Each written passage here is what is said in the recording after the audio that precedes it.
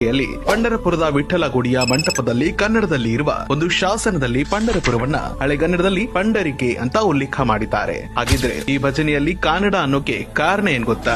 ಅದಕ್ಕೂ ಉತ್ತರ ಇಲ್ಲಿದೆ. ಕನ್ನಡದಲ್ಲಿ ದೊರೆತ ಮೊದಲ ವ್ಯಾಕರಣ ಕೋಶ ಶಬ್ದಮಣಿ ದರ್ಪಣದ ಅಧ್ಯಾಯ 1ರ 32ನೇ ಸೂತ್ರದಲ್ಲಿ ಸಂಸ್ಕೃತದ ವಿಷ್ಣು ಪದಕ್ಕೆ ಕನ್ನಡದ ವಿಟ್ಟು ಎಂಬ ಪದ ಬಳಕೆ ಮಾಡಲಾಗಿದೆ. ಇದು ಮರಾಠಿಯ ವಿಠ್ಠಲ ಆಗಿ ಮುಂದೆ ಉಪಯೋಗವಾಗಿದೆ ಅಂತ ಇತಿಹಾಸಕಾರ ಡಾಕ್ಟರ್ ರಾಮಕೃಷ್ಣ ಭಂಡಾರ್ಕರ್ ಹೇಳಿದ್ದಾರೆ.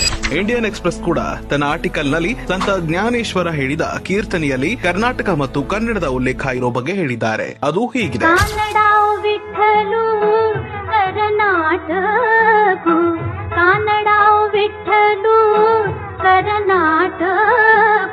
ಅದಕ್ಕೆ ಹೇಳೋದು, ಕೈಲಾಸಕ್ಕೆ ಹೋದ್ರೂ ಕೂಡ ಕನ್ನಡದ ಮೂಲ ನಿಮಗಲ್ಲಿ ಸಿಗುತ್ತೆ ಅಂತ. ವಿಶೇಷ ಅಂದ್ರೆ ಇವತ್ತಿಗೂ ಕೂಡ ವಿಠ್ಠಲನ ಮುಂದೆ ನಿಂತು ಮಹಾರಾಷ್ಟ್ರದ ಜನ ನೀನು ಕನ್ನಡದ ರಾಜ ಅಂತ ಹಾಡಿ ಹೊಗಳುತ್ತಾ ದಿನವೂ ನಮ್ಮ ವಿಠ್ಠಲನಿಗೆ ನೀನು ಕನ್ನಡಿಗನೆಂದು ನೆನಪು ಮಾಡ್ತಿದ್ದಾರೆ.